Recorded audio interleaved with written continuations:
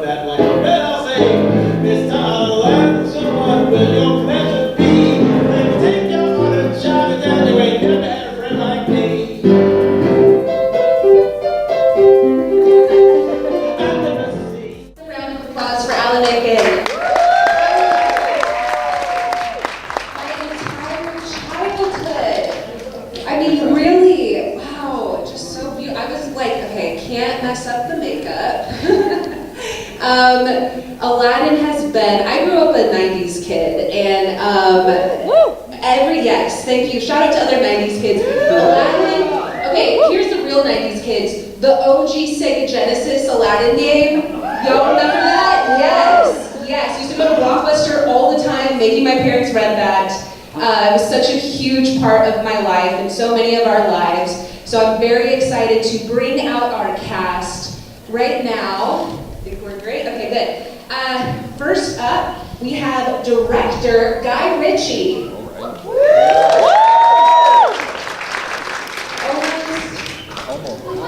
might need to kill some more time. Sega Genesis, let's see what else we have. The animated series.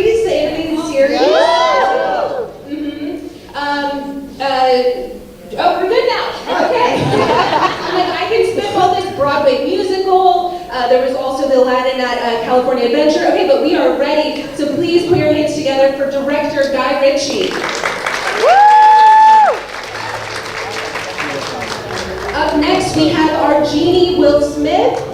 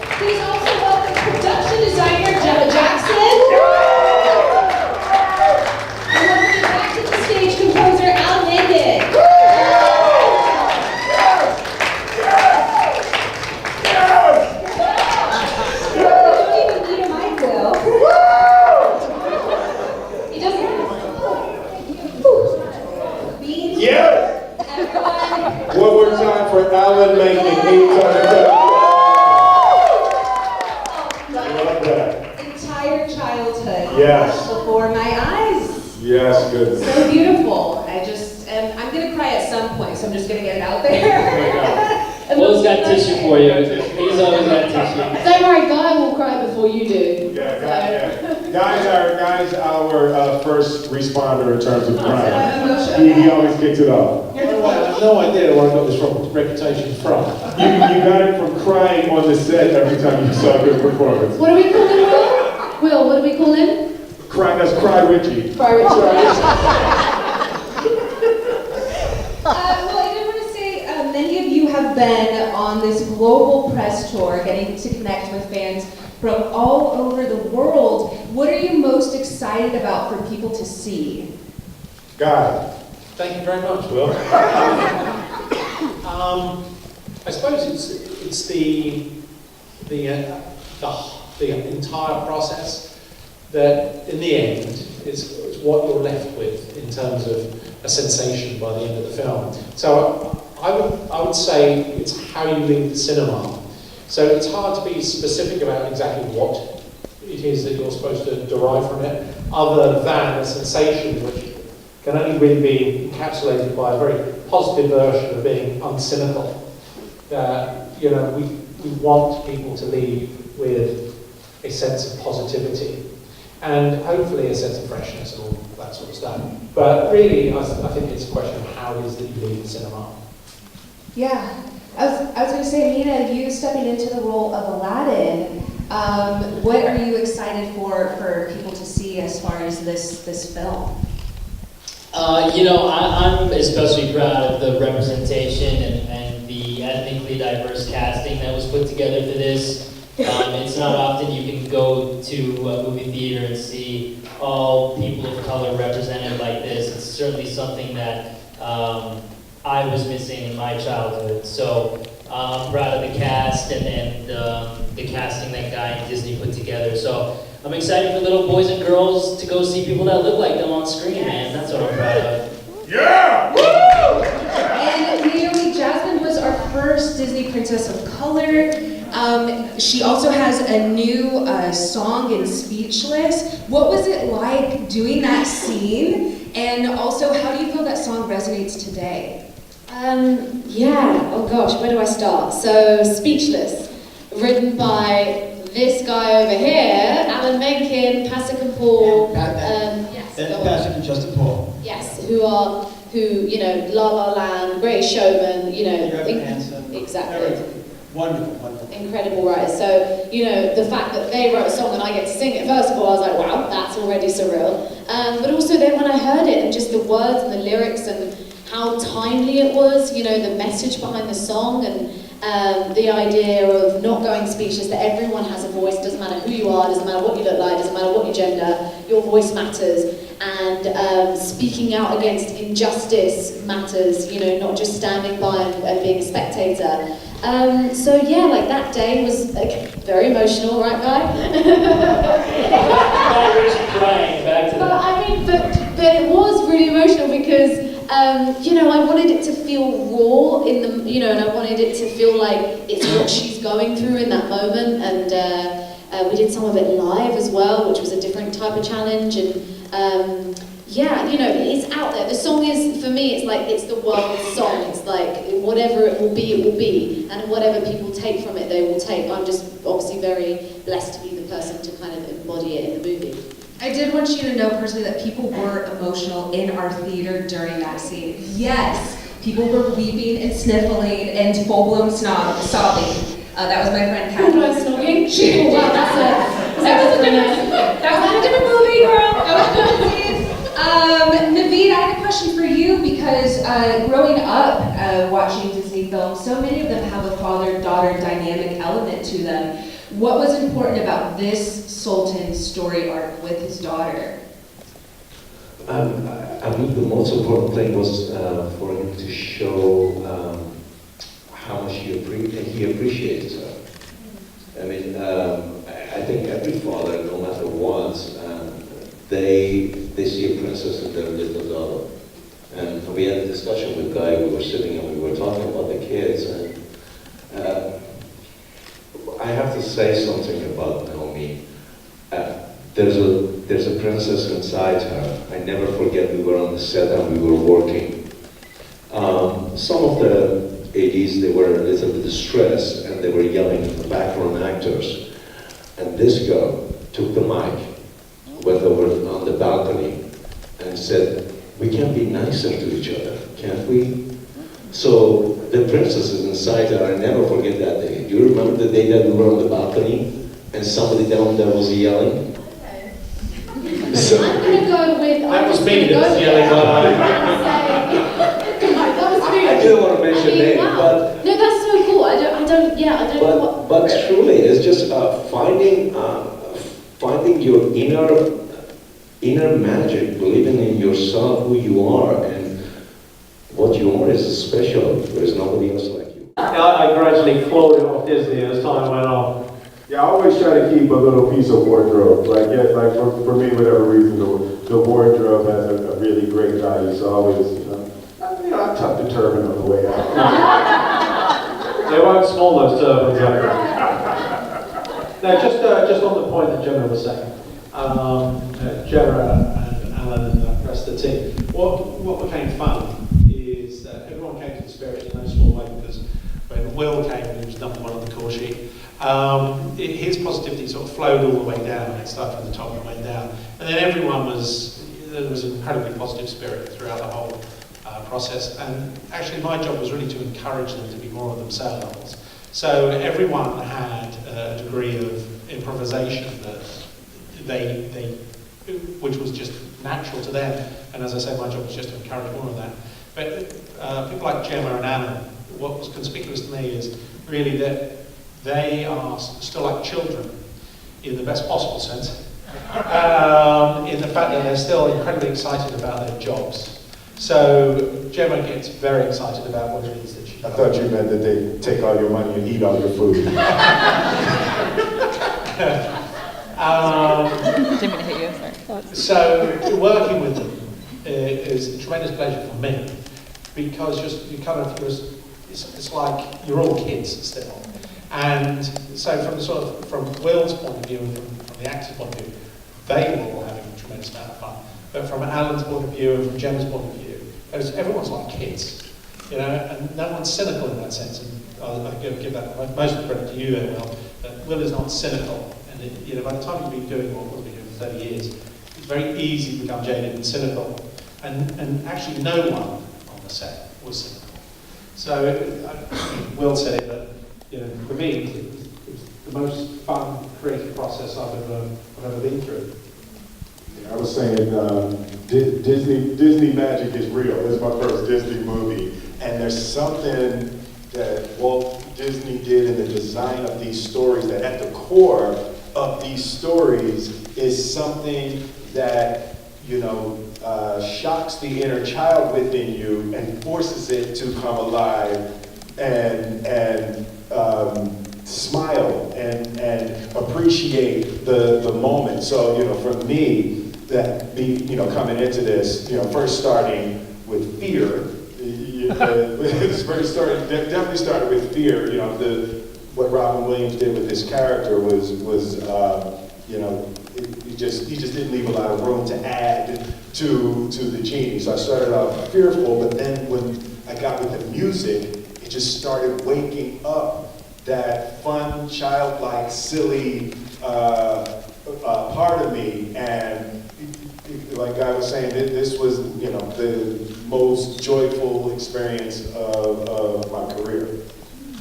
Yes, that really came through too. It was just so, I was going to ask you, because you did so many musical numbers, and rapping, and acting, and dancing, and juggling, and all of this. Was there any one particular song that you resonated with the most? Well, the song that got me over the hump of, yes, I can play Genie, was Friend Like Me.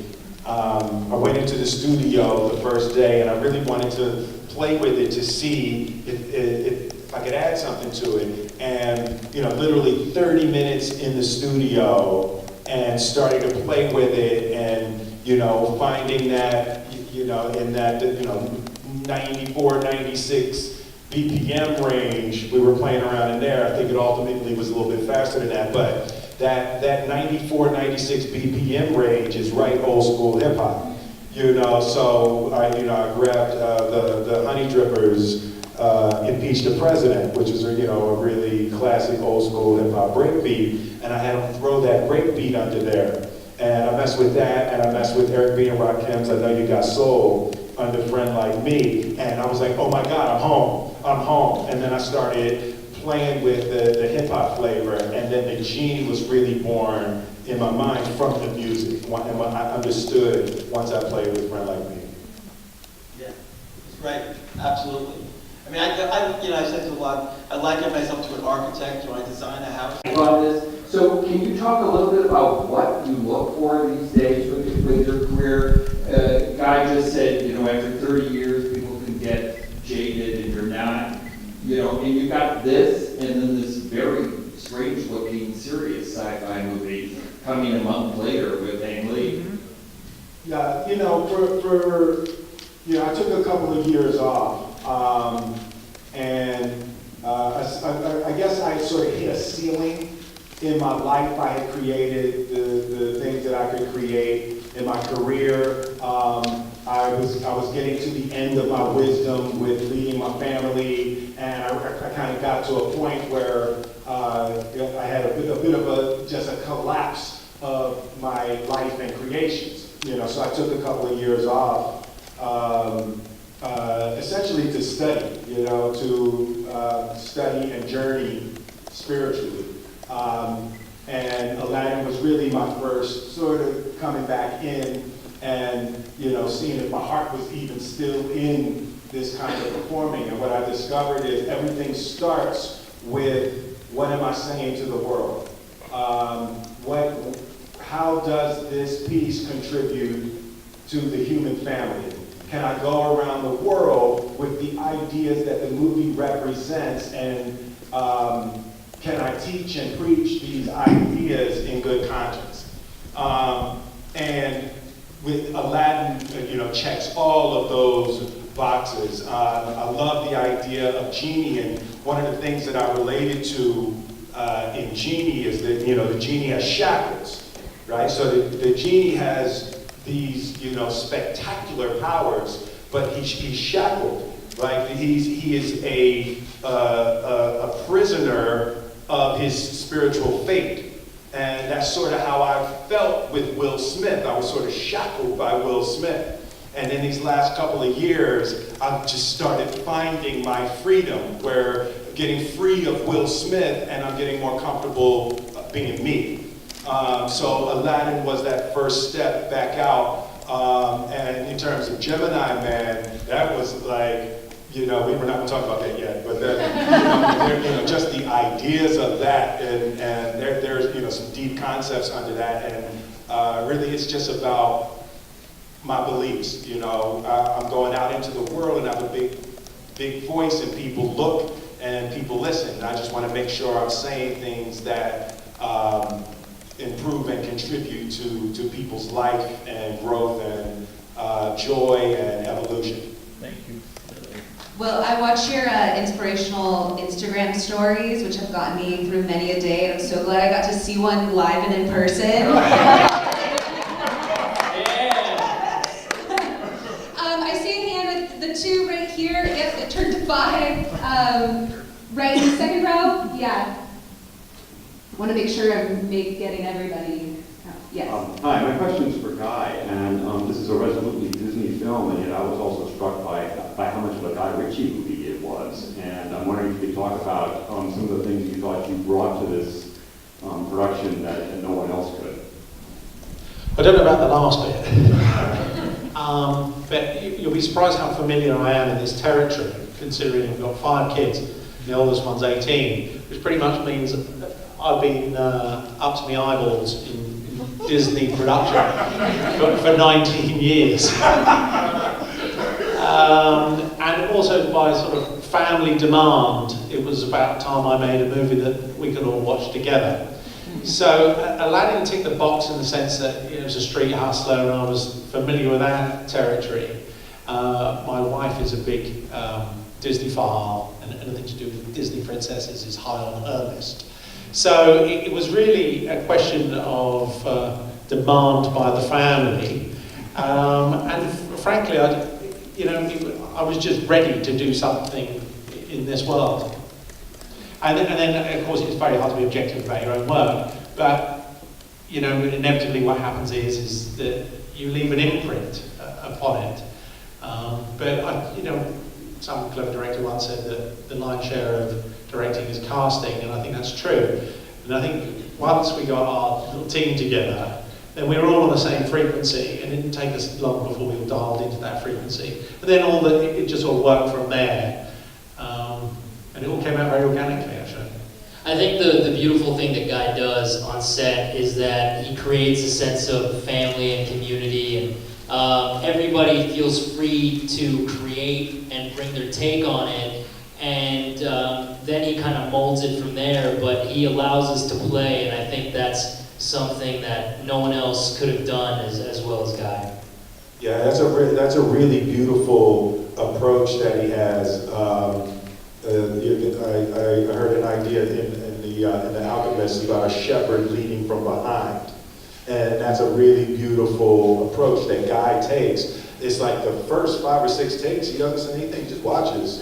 You know, he just lets you do it, and you do it, and he sees what everybody's choices are naturally, and he watches, and everybody gets excited, and we're playing, and we feel like we're making it, and then he comes in and just gently starts to guide, and everybody back towards what he wants, and he's wildly collaborative and open, and it's a rare combination to be that open and that definitive at the same time. It's a very difficult thing to do, and he has mastered that very well. I think another, oh sorry. Yeah, no, I think they're being very kind here. The thing is I'm not really sure what I'm doing, and I'm hoping they're going to do it for me. Another example though is, perfect example might be like One Jump Ahead. Genie. That's actually the first time I've heard that. Good, that's the first time. Leave it to the gal from Philly. There you go. Definitely repeating that one.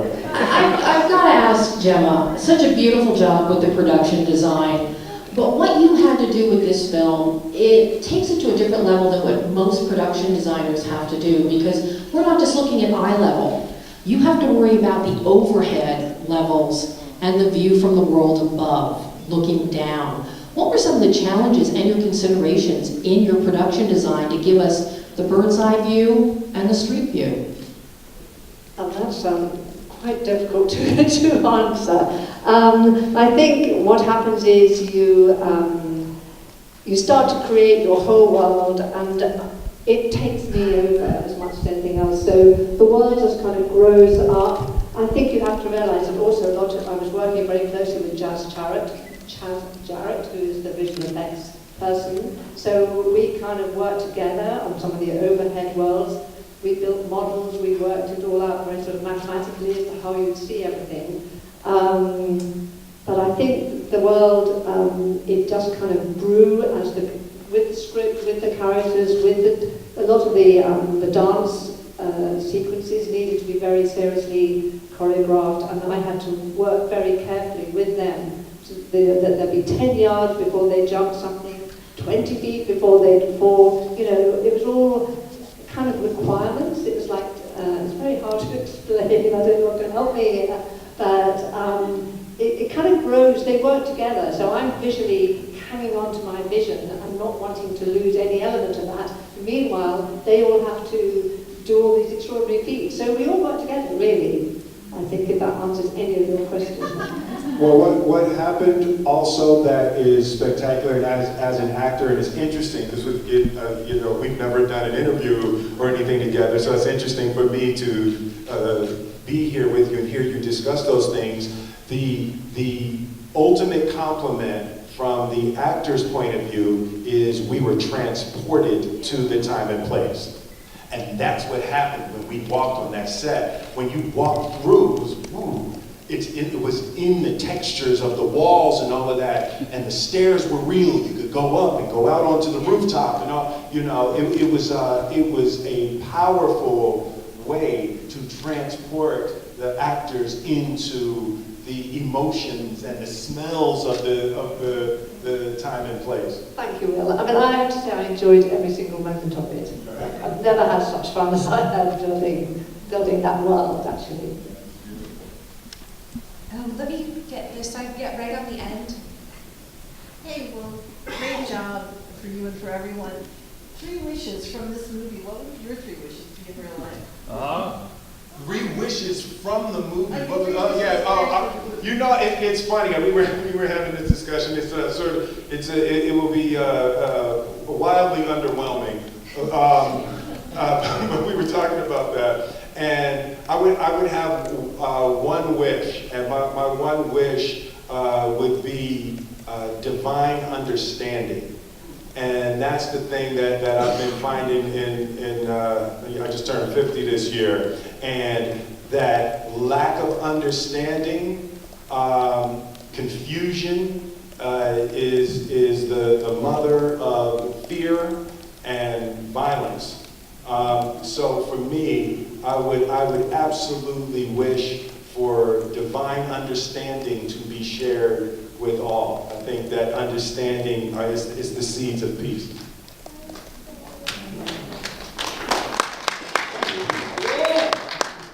I think that, I can do this. 1, 2, 3, 4th row, hands still up right in the middle. How can you even see? I'm trying to make an effort to, I got you. Thank you.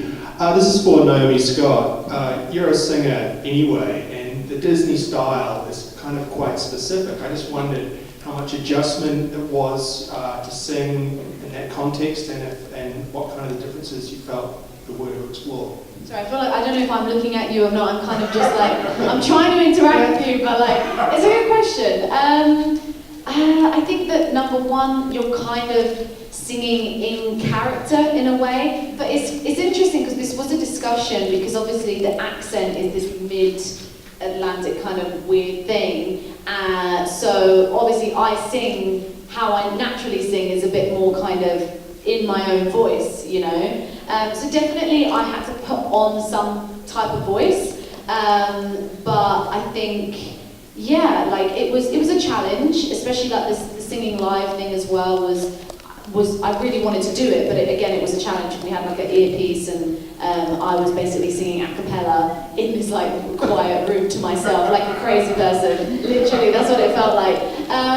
But yeah, I think that's how I viewed it. I was like, I'm in character, you know, but I definitely did want to put on a musical theatre voice as well. I was talking to Alan about I didn't want it to feel performance-y or I still wanted it to feel like you're kind of going through what she's going through. And again, I naturally tend to sway more in the kind of R&B world in terms of just my own music. So I maybe added a little bit of that. I don't really know what happened in that booth, but I think it was a mix of both. It was kind of singing in character, also bringing a little bit of my own flavour. I guess similar to what you kind of did.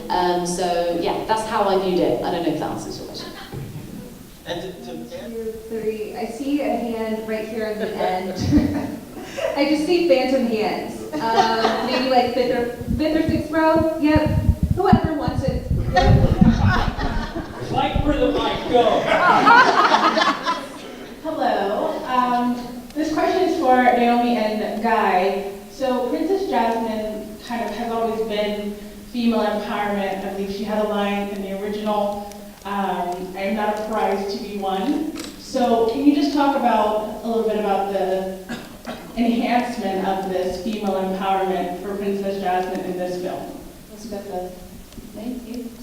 Okay. Well, first of all, I think it's a wonderful thing when you have a vision for a character and you think, oh, I'd love to see, Disney do this with this character, and it aligns with the people involved. It aligns with what, with Guy and our producers. For me, I really think it was a natural progression. I mean, Guy said something in Oman which I thought was really great. He was talking about equality of challenge as well. The idea, I'm stealing your thing now, the idea that, Jasmine needed even more of a challenge in this movie as well. And as I said, it's a natural progression. The fact that she wants to become the leader, I kind of just want people to walk out and go, oh yeah, that makes sense, right? She should be the leader.